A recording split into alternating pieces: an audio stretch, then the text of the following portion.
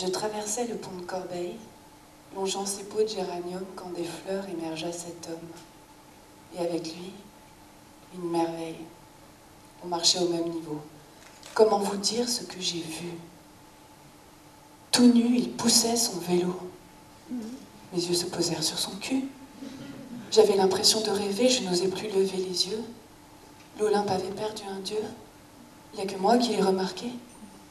L'étonnement m'a ouvert le cœur, il ignorait sa nudité. J'ai pris garde à le regarder sans attenter à sa pudeur. Je me souviens plus les mots précis qui lui sont sortis de la bouche. Dans sa lumière, j'ai pris ma douche. J'ai écouté. Je n'ai rien dit. Il m'a raconté sa légende de divinité secondaire, sa tragédie et ses colères, ce qu'il affronte sans scaphandre. Hercule à côté, c'est du flan. Ses travaux, un truc de fillette, et si c'est l'autre qui a la vedette, c'est que lui, là, lui, ça dépasse l'entendement.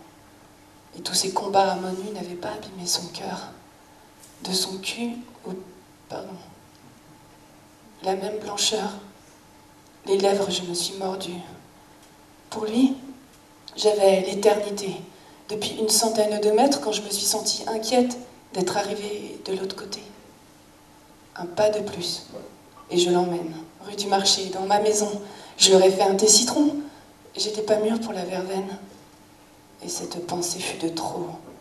Peut-être l'a-t-il entendu, car voyant que j'étais émue, il est remonté sur son vélo. Je ne sais pas ce qu'il s'est dit. Visiblement, c'était pas l'heure, la douceur. C'était pas pour lui. Et moi, je voulais pas lui faire peur. Il fit tout à coup demi-tour, comme s'il n'avait le temps de rien, en rien différent d'un humain. J'ai gardé pour moi mon amour. Et je n'ai pas couru derrière, non. Je le voyais pédaler au loin vers ce qu'il croyait être son destin, esclave de bien dures chimères.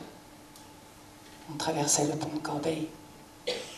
Le vent nous poussait dans le dos et mes yeux caressaient sa peau. J'aurais voulu être son soleil.